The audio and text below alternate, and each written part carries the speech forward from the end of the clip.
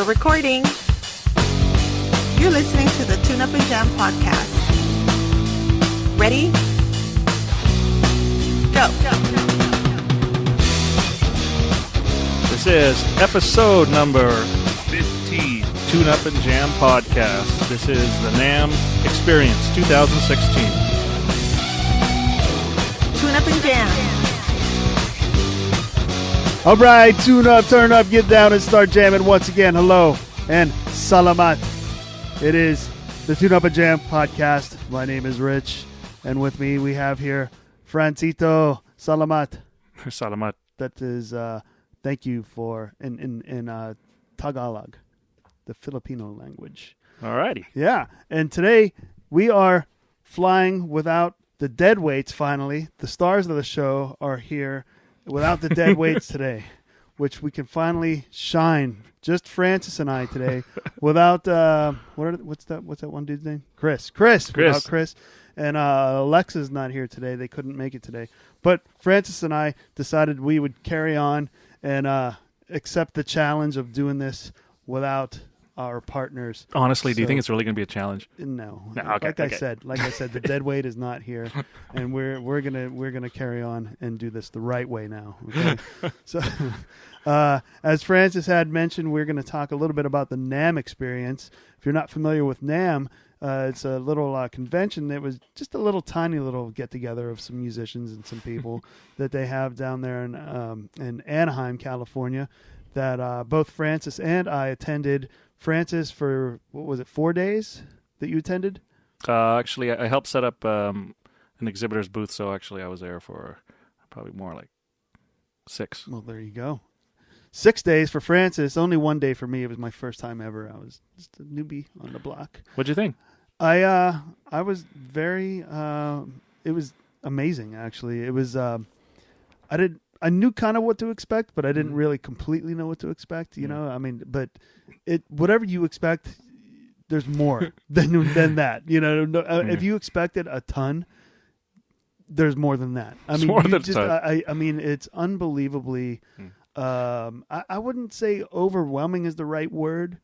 But I think a lot of people have described that their first time as overwhelming. Yeah, but I don't think I felt overwhelmed. I just kind of felt like, it's just there's just so much, but I don't want to say that overwhelmed is the right word because it doesn't feel like it's too much. Well, there's you know what? Maybe we should back up a little bit. Yeah. And then just introduce to the folks out there who are not familiar with what this is about. Right. So what we're talking about here is NAMM. NAMM stands for the National Association of Music Merchants. Now that's an association, obviously, but people just usually refer to when they say you're going to NAMM. NAMM's actually the trade show that's held here in Southern California every year in Anaheim. They actually have a summer NAMM that's held every year in Nashville, Tennessee. I believe, yeah. Did I Nashville. also see? I think on one of the brochures they have something in Russia, Moscow, Russia, some kind of a NAMM. Yeah, on some kind of a. I don't know. Well, they always hold something in Germany. It's called Music Messe. Okay. That's another music trade show. I don't know if they're affiliated with NAMM. I couldn't speak to that.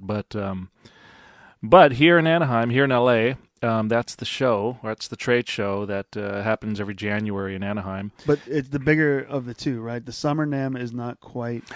Correct. Okay. Correct. And what it's about here, like taken from their website here, bear with me, I'll just read a little blurb just to get an official description. Basically, it's NAMM, National Association of Music Merchants, commonly called NAMM in reference to the organization's popular NAMM trade shows, is the not-for-profit association that promotes the pleasures and benefits of making music and strengthens the $17 billion global music products industry.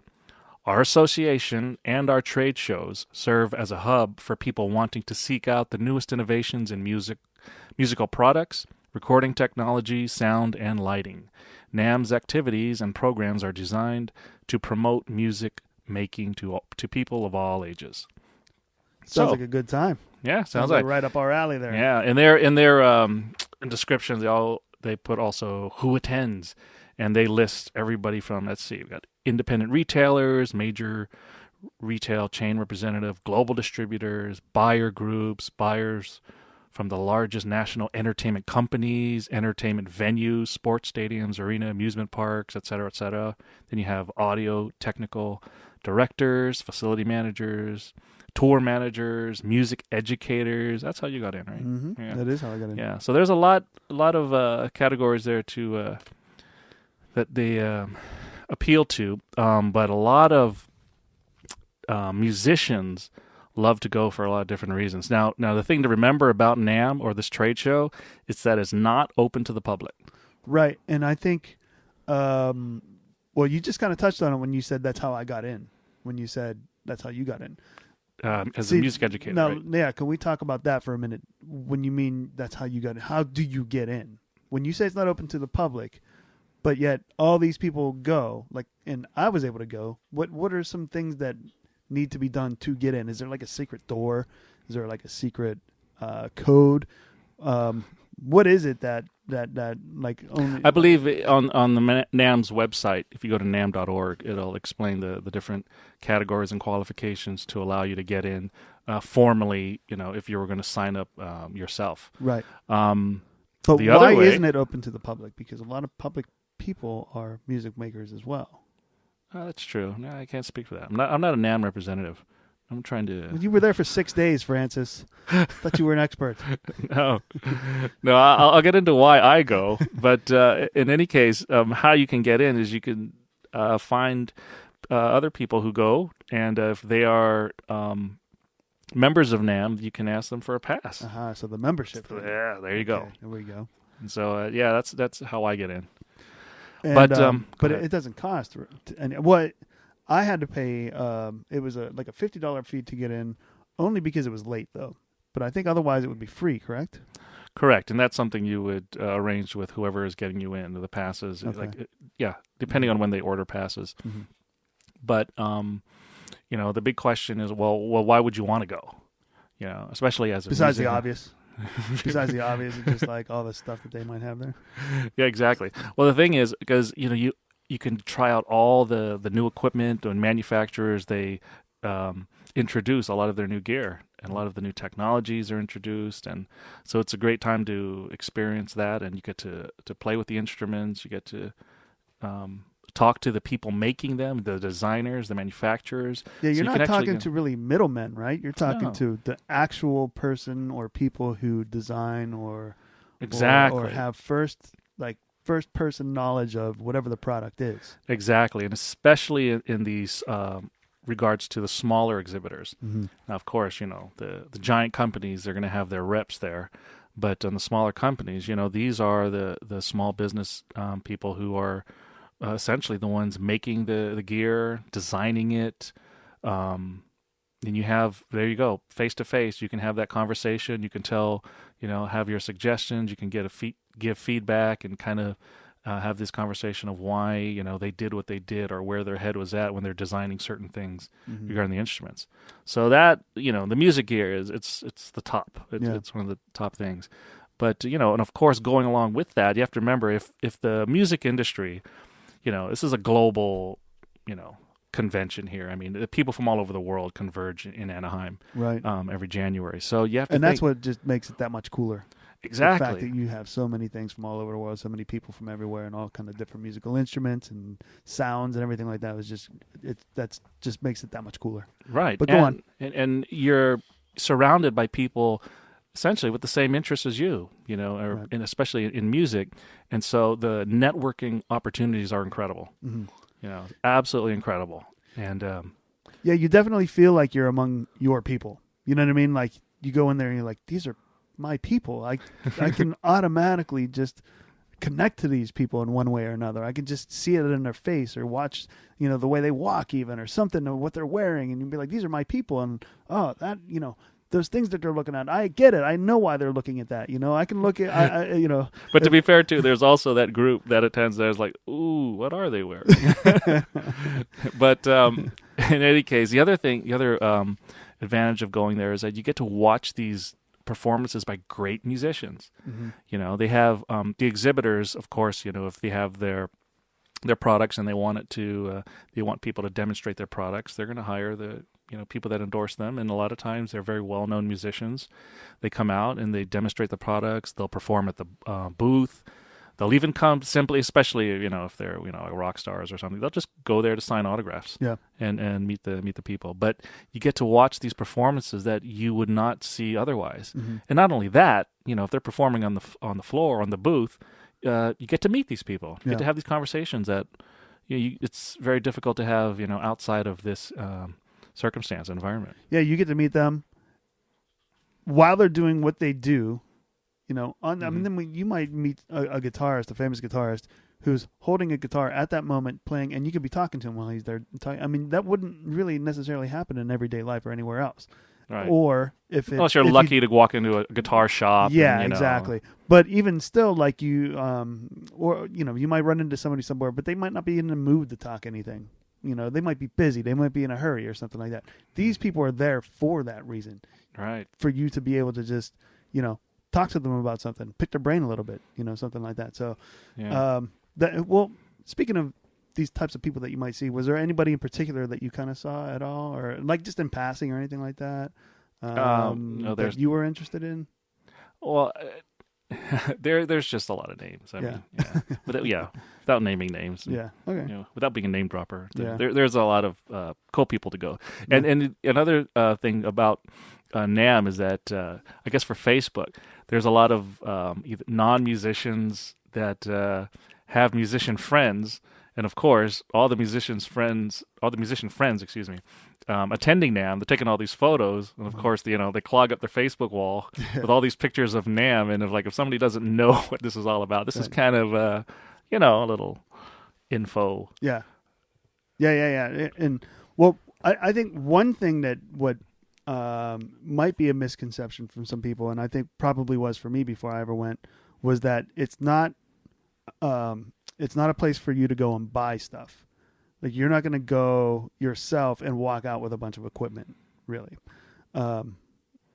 Although some people do, but okay, but that's not what you're not. No, they're not. There's not a whole bunch of things like for. So you can't walk up to the. Let's say I would walk up to the where they're having Sabian cymbals or something like that. I'm not walking away with new cymbals right then and there. That's not what that's really for. That's not what it's primarily for. Yeah. Correct? Yeah, it's a trade show so that these, let's say, Sabian cymbals. Yeah. And you have these buyers from all over the world, let's say retailers that go in there and it's like, you know what, I'll take this from my store, I'll take this. They place their orders, it gets shipped to them. Right. So in that sense, it's not like for instance, Comic-Con. When you go to Comic-Con, you can buy whatever's on site right there. Whatever people have, you're buying it. It's not for distributors. It's not for retailers. It's for the individual. Yeah. And I didn't really. There's some of that here and there at NAMM, it seems like, but not everywhere. Not like you can't. Doesn't. Well, at least that I could tell. I don't know. I'm a newbie too. Still. Yeah. It was my first time, and I didn't get the sense that I could just walk out with some drumsticks here and a good deal on heads there or something like that. Gear, you can acquire gear there, but that's probably for another show. Okay. But in any case, aside from the show, and of course it's some people can describe as overwhelming if they're just not used to it, but one of the benefits of going to NAMM, if you're in town, is after the trade show. Trade show, every day it closes at 6. So all these people converge in Anaheim. All right, show's over. What do you do? Mm-hmm. All these incredible musicians, of course, they're going to have concerts and shows all over the surrounding venues, the surrounding hotels. There's stages everywhere, and it's amazing to see all these concerts and performances that you would never really see anywhere else. And the thing is, if let's say you're going through a hotel lobby. And you see an incredible band. I think we were doing that one time. I was at the Hilton. We walked by. We just saw it's an unknown artist that we didn't recognize, but wow, it was amazing. This person was just rocking it. Yeah, that there was I don't remember. I wish I would have got her name, but there was a female leading this band, and she was unbelievable. Whatever her name. Yeah, we were kind of on our way to something else, but we had to stop for a minute and check out this band because this girl was in charge. She was at the Hilton. I wish we would have stayed longer and be able to catch out who she was and what her name was. But we can always find out. Yeah, we could find out. Yeah, but she was in charge on that stage. But that was that's the type of experience. And then you go to another hotel or you go to another venue. It's all over. So if you're a music fan, a true music fan, there's ways that you would enjoy this immensely. Immensely. Yeah. Well, you get these collaborations too that wouldn't normally happen because all those people are there. What you're talking exactly. about. Yeah. Exactly. Yeah. So that's essentially what NAMM's about for me. But and I think everybody has a different thing too. You have your thing, and then other people want to go for their thing. And for me, I mean, it's although I enjoy it, it's there. I'm looking for business opportunities, networking, equipment, like browsing the new gear, and so there's a lot of reasons for me to go. And the other part of it too, it just so happens that speaking about sharing the common thread for a lot of people. There's a lot of people at NAMM that I see every year, but I see only at NAMM. Mm-hmm. It's funny because if they're from different parts of the world, everybody converges there, and you just happen to see them, and it's great to see these people. It's like a family reunion. Yeah, you see somebody once or twice a year or something like that, or once every 2 years. Well, for me, literally is because my brother does go and. Oh, that's true. Yeah. So it is a family reunion for you. yeah. So, and I've talked to people who've gone for the first time, and they always say, it can be overwhelming, So, like, if I were to have tips, just like throw out a few tips. It's not a lot, but there's just some basics that you got to think about. Well, the first thing I always do before NAMM, the show actually happens, I download the app. Okay. There's a NAMM app. You can go, and the great thing about that, it has the list of every exhibitor, it has the floor maps, and it's interactive. So, if you want to highlight certain exhibitors, you can, highlight them on the app. Mm-hmm. Then you want to go back to them, you can search for them. It tells you where you're at. It's just a great app. It's a really, really good thing to do. And it's available before you go. Oh, yeah. So that way you can kind of get your layout before you ever get there and kind of get mentally prepared for where things are, what might be there, and this and that. Absolutely. And the big part of it, too, is for the whole experience, I think it's very important you just plan your day. Yeah.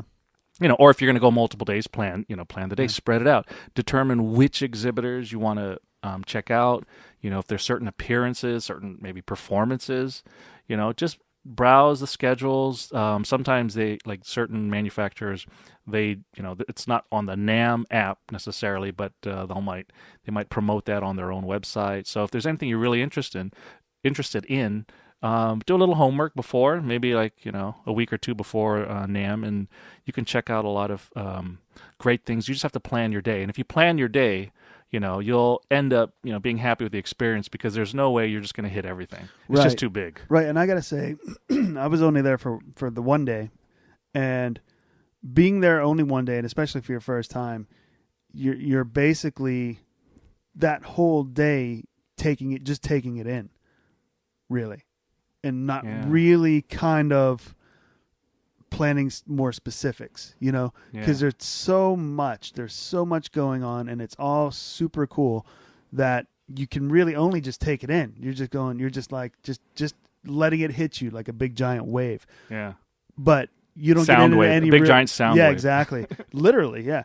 But you really can't get down into any specifics just yet because it's just all just coming at you and you're just taking it in. I guess that's what I mean when I wasn't overwhelmed. It was just I was just letting it all come to me and just letting it come in and just taking it in, but not really like trying to go, okay, I got to remember this, I got to see this, I was just letting it hit me, Now, looking back, I wish I was there at least a second day so I could really start to nitpick and go to really other things more specifically. But one day for sure, it's just a big wave. And your first time, it's a big wave, and it's just taking it all in. So going back to the app, that's a good reason to kind of pre-plan your day if you can. Yeah. And it's a great way to not feel overwhelmed when you just have your schedule in place. Right. The other thing I would recommend is to engage with the exhibitors and the fellow attendees, because I know there's a lot. It's easy to go in there and just be an observer, right? And it's cool. Nothing wrong with that. And that's probably what your first day is going to be like. Probably, yeah. Unless you're just naturally a talker, right?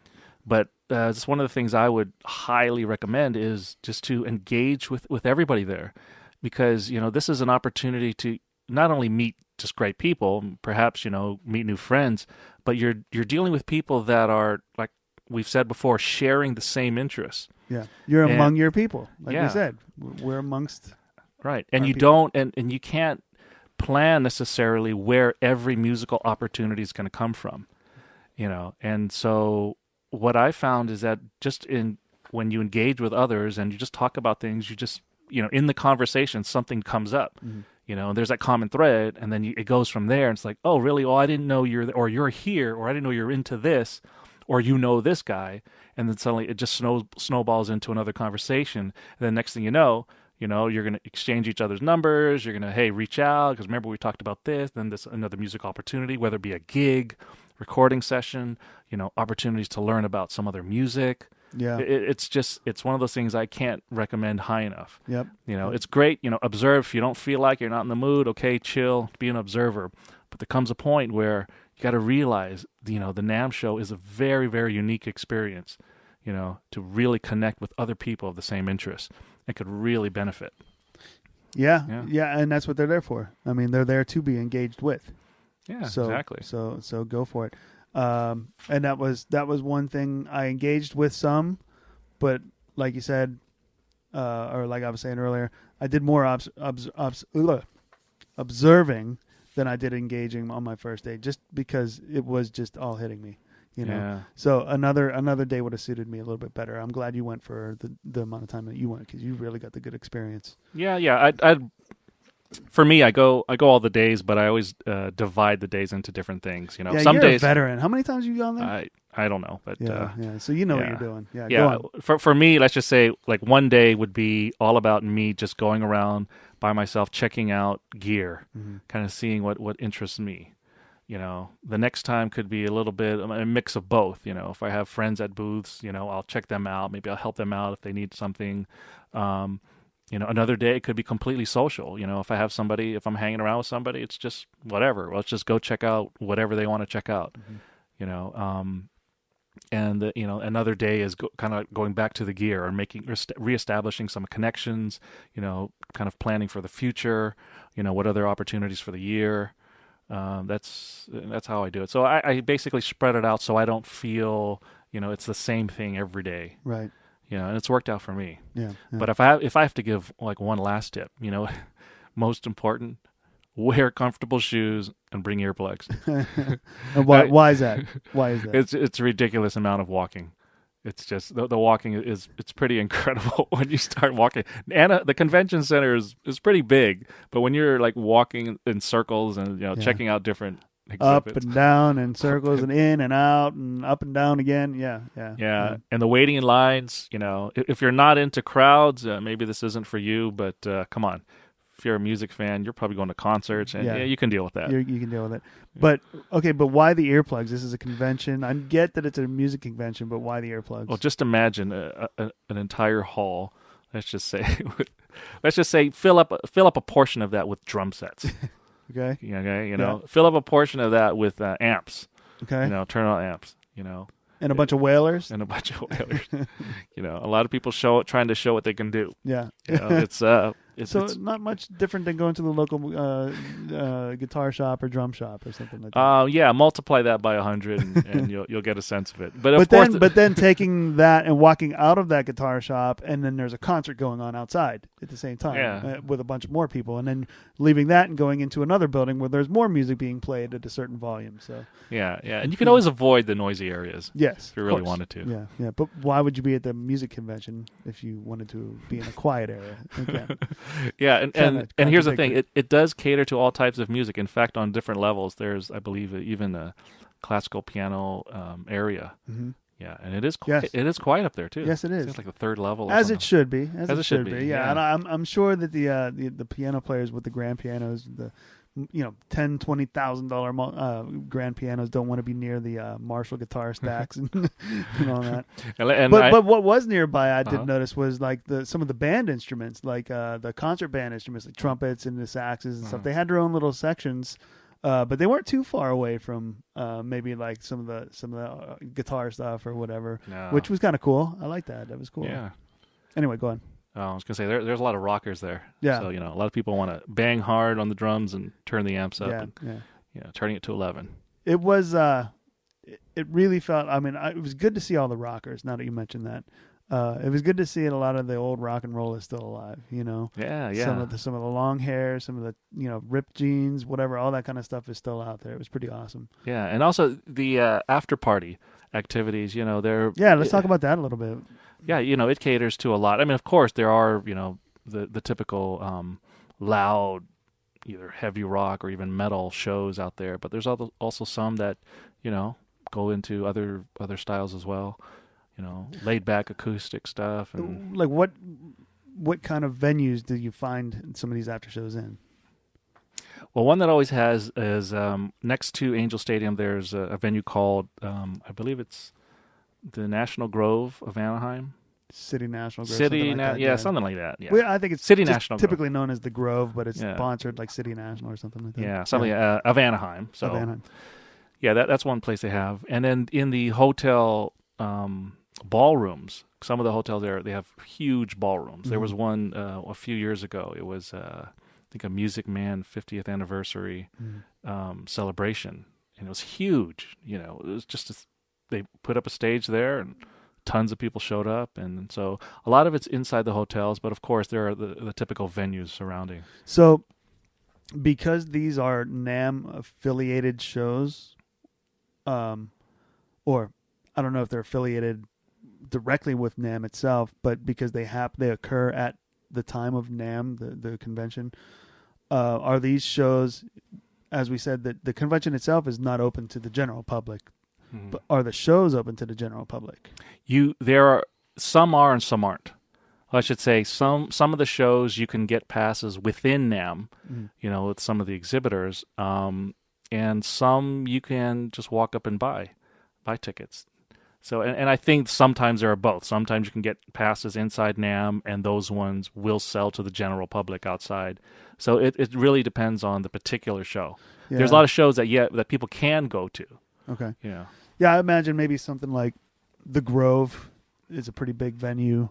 Yeah. I would imagine maybe that show would be advertised as a typical show where the public could also go to it. Yeah. Something like that. But maybe actually, like a hotel ballroom might be a little bit different.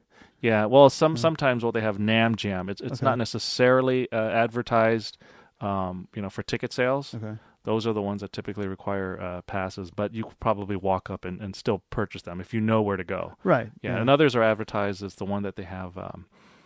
What is it? The Led Zeppelin one. There's a jam. Like the Bonham Bash or something. Yeah, like exactly. Yeah, exactly. Yeah. That one I think is advertised. You could just go up there and buy tickets. Bonham Bash, and that's I never have been to it, but I think it's just a bunch of different drummers that sit in, right? And they have a house band. They know all the Zeppelin tunes, and a lot of these, a lot of famous drummers come in and out, and they just rotate through the different songs. I went to one of those, and I have to say it was just so cool. Yeah, because it's a bunch of different drummers from different bands who all play basically kind of different styles, right?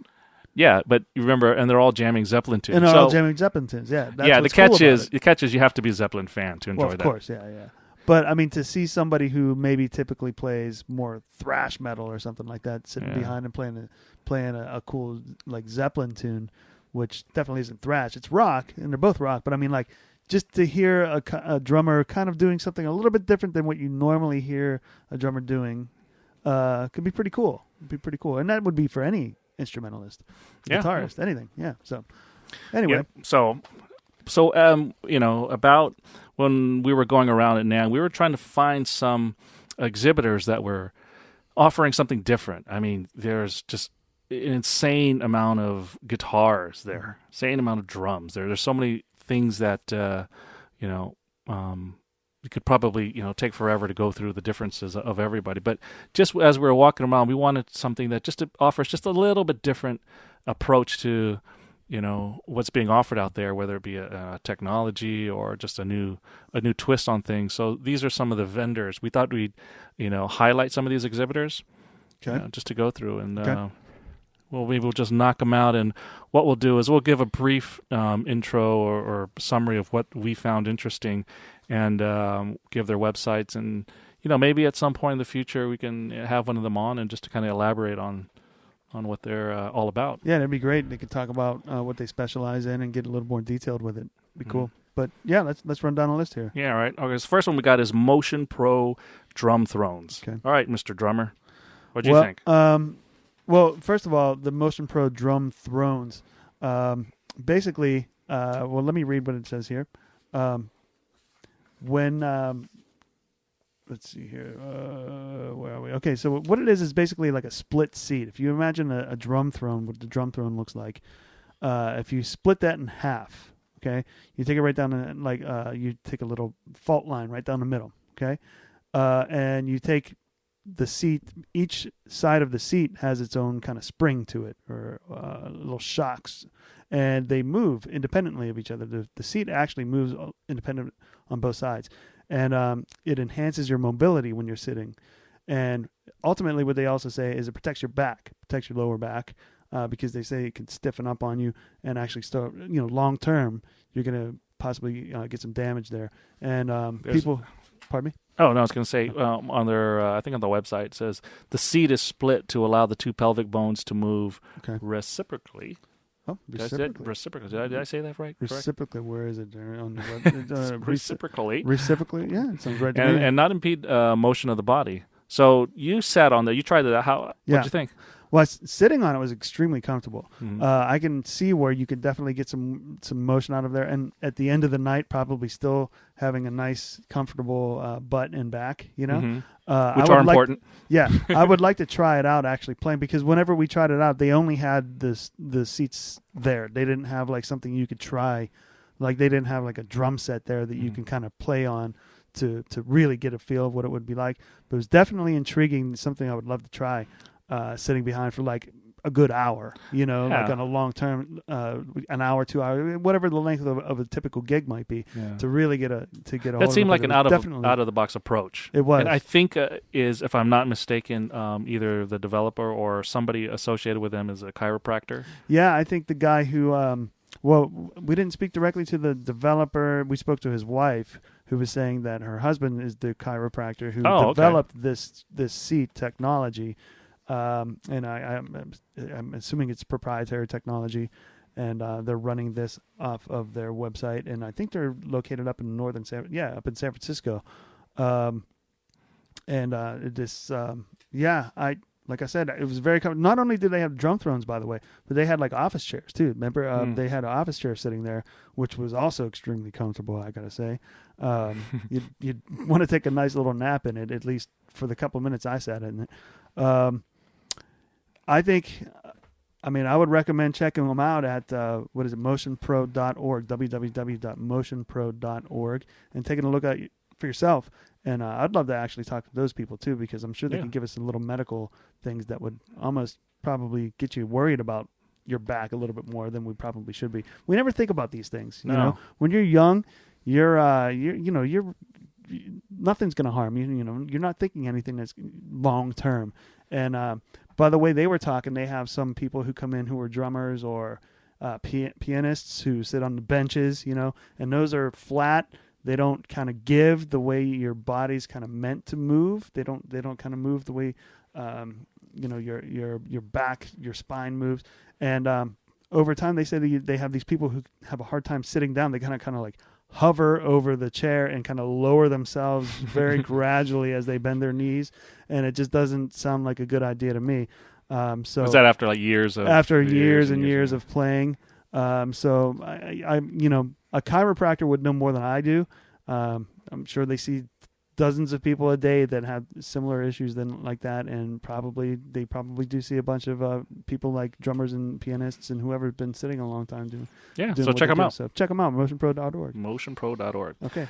Another exhibitor that I want to bring up is somebody that actually I have signed up for, and initially, you think about insurance, and it's just the dreaded thing of why would I want to pay money for insurance, but this is insurance specifically for musical instruments.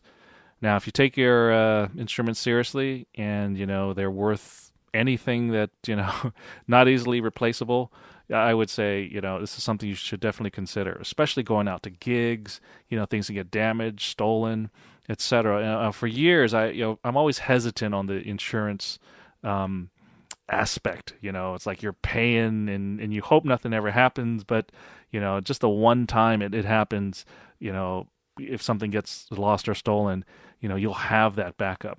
The thing is, for years I had always avoided. I always walk by the booth, I looked, and it's like, yeah, it's okay, move on. And then through the years of sometimes on like doing trades with other musicians and buying, selling gear, occasionally I'd run into other musicians like, yeah, I had this thing happened to me, I'm replacing whatever gear, replacing this pedal, this guitar, whatever, because it got stolen or whatever. And just hearing enough of that, I'm just like, what, I have enough gear that I want to protect, and I'll just go through, I'll sit down, and as painful as it may be giving money to insurance, I actually found it a little bit, what's the word? It gave me peace of mind, and that sounds cliche, but I'm sure that's, I like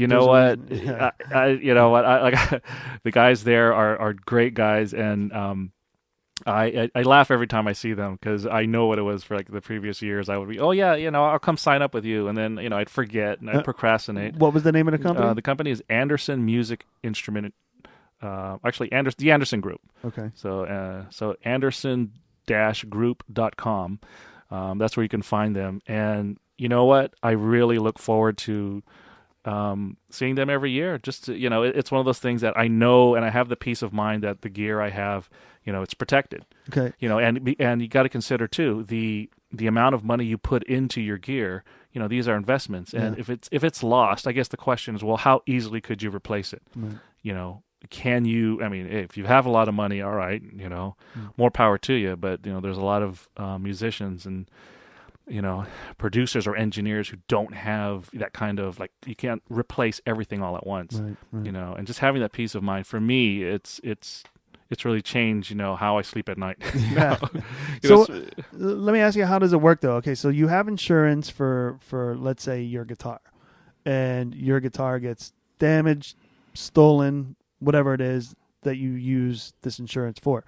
Do they replace that guitar, or do they just give you money to go buy it? I'm sure what it's worth. Like, how does it work? Well, knock on wood, I haven't gone through the process, but if it's like any other insurance, of course you pay your annual premium, and you'll pay a deductible, and I'm sure it'll be in monetary fashion. Yeah, I'm sure it'll be money. They're not going to go shop for you. Come on. Right. I'm just educating the listeners here. Yeah. So and what you would do is you would make sure you have pictures and serial numbers of everything you itemize. And I was speaking to them. And why is that important? Oh, just so that things can be verified.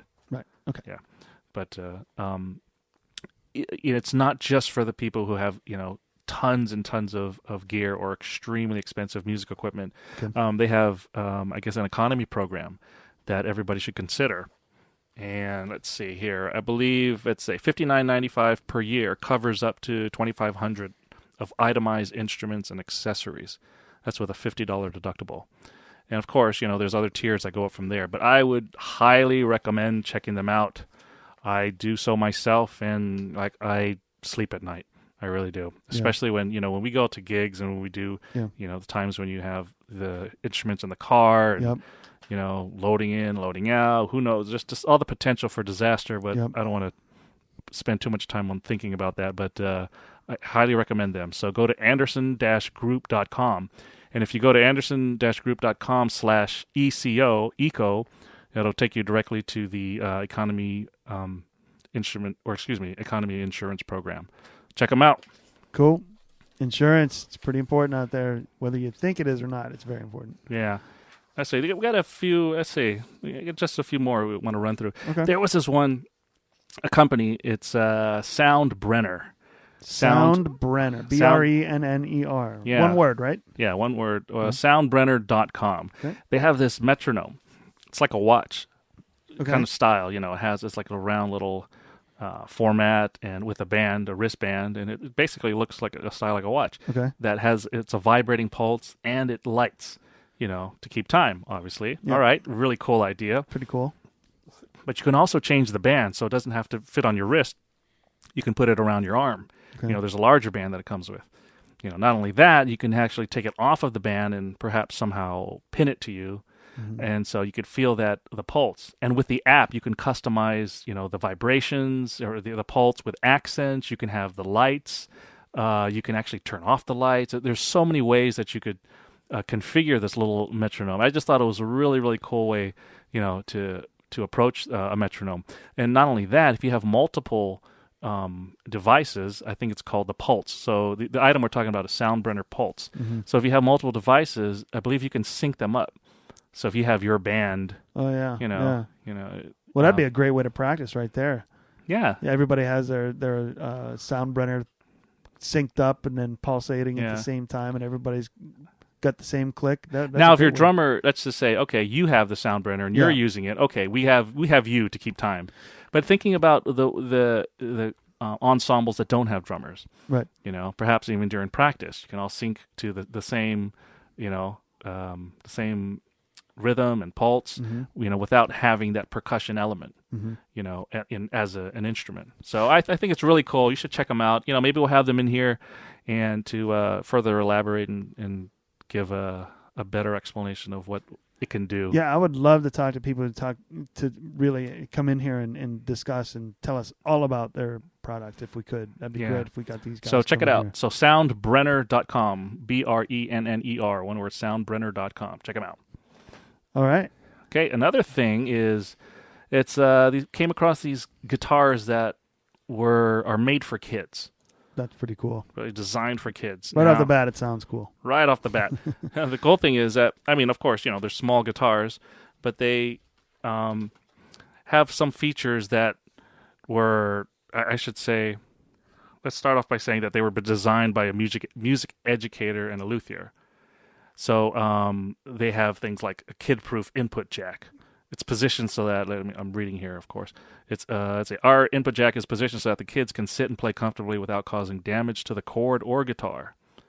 Now, their lightning bolt shape, it says, our lightning bolt shape allows for better balance of a lighter guitar. What's the guitar itself is lightning bolt shaped? Yeah. Cool. It's similar to like a Gibson Explorer. Oh, okay, yeah. Yeah.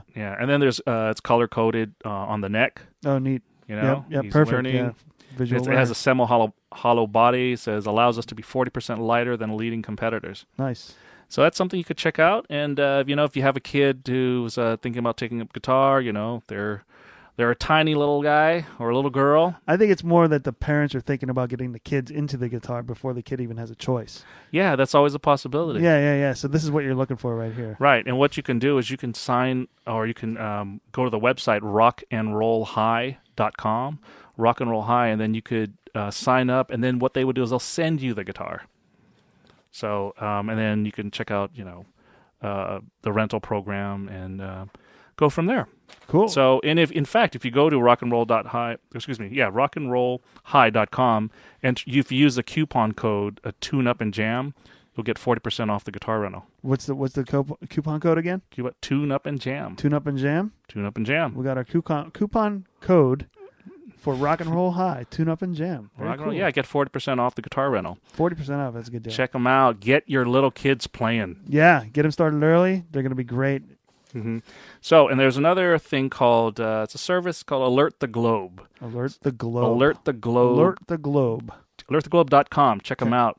So they're actually, I believe they're new, and they're looking for artists to, they're signing bands and artists to be on their site, and I believe it's some kind of like video streaming service or something like that. It sounds like. So you can follow the bands that you're really into, and as an artist or band, you can have another platform for exposure, to reach your fans globally, Right.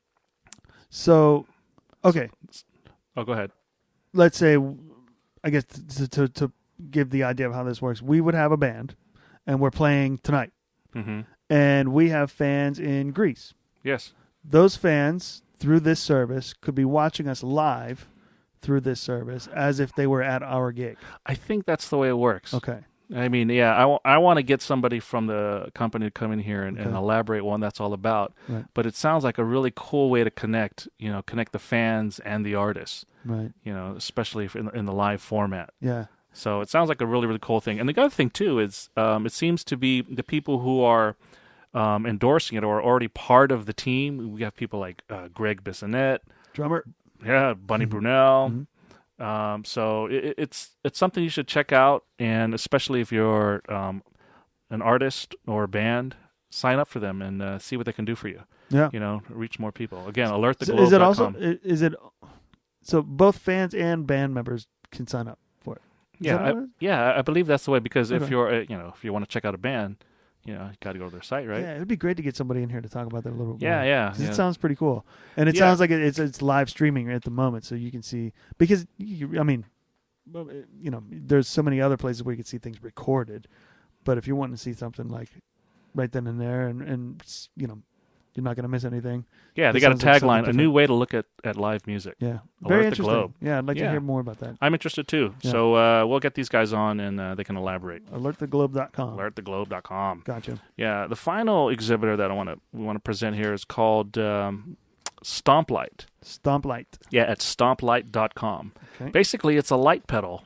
Imagine a guitar pedal. Let's say similar to a dual or double size, guitar size pedal. Like a And- typical distortion pedal or something. like that. Yeah, something like Or that. wah But it pedal, has maybe. like 3 switches, Okay. and it has different lighting configurations, or how do you say, like pulses and colors. And I found it interesting because I always thought, we in one form or another, I'm sure a lot of bands have done this.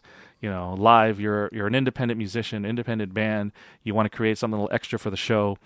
So, like, one of the things that I have done before is, it's like if you have lasers, right? Yeah. You got these small lasers. You hook it up to one of those Christmas tree lights, the one with the button you step on, Yeah. and off. Yeah. All right, you're on stage. Boom, you have your laser already hooked up to that. Mhm. At the right moment, kick on that little Christmas light thing. Boom, your lasers are on. Yeah. No sound, no lighting guy Right. needed. Yeah. Yeah. So this one obviously takes it many, many, many steps further than that. Yeah. And it looks pretty cool. It's well built. It's a metal casing, has different colors, different pulses, different settings for the light, so you can really customize it. So it looks like a really, really cool thing. And So basically, it's you operate this with your foot, right? Yes. You press down on it, and it gives you different configurations of lights. right. But I think, I briefly saw a presentation by them. Mhm. I wasn't there for very long, but correct me if I'm wrong. Did they also have one that went along with like the ambient sounds? For instance, like Yeah. with a beat or something like that, and it changed to the beat. Yeah, I Something like believe that? it does have a little built-in mic Okay, that it does react to the pulses of the music, and so Okay. you can coordinate that. well, that's pretty cool. Yeah. So, if you're an independent musician, you don't have a lighting guy that you can haul around with you on tour, Right? or and through the van if they don't, another guy doesn't fit. Yeah, You don't want to split the pay. Hey, Yeah, you know yeah. what? Get one of these pedals or get a few of them. yeah. And, That's true. You hook I a couple of them up. I yeah. think you can sync them up. Yeah. And I yeah. guess you wouldn't even have to have them at your foot if you really wanted to get crazy. You could hang someone above you too, if they go by the beat. Why not? Yeah, but I little think crazy the with it. control's a foot pedal. Yeah. Okay. Yeah, that's what they call it's called stomp light. Okay. Yeah, it's hard to stomp when it's mounted against the I wall. guess so. Yeah. But you know what? But hey, could- you're thinking outside the box. You Yeah, know? exactly. When you're banging your head or something like that. Yeah. Hey, no boundaries here. But anyways, I thought this was a really cool idea. I mean, I'm sure just musicians have been doing this for ages, doing their own little custom lighting thing. But Yeah. somebody formalized it into a really, really cool pedal. Yeah, good idea. Yeah, good idea, and I think it looks really cool, and I think it's a great idea. So check them out, stomplight.com. These are one of these guys that we'd love to have on the show and demonstrate, what they could do. Yeah, it'd be pretty awesome. Yeah, because that's how many times have you when you're playing some smaller venues, smaller gigs, they really don't have any lights, and if you don't have your own, they just have like one red light just sitting there, and you're basically in this one light the whole gig. Hey, it'd be nice to have a little change up. So definitely stomplight.com. Right, check them out. Check them out. All right. So is that everything we have so far? Well, you know what? NAMM? That's it? Just that?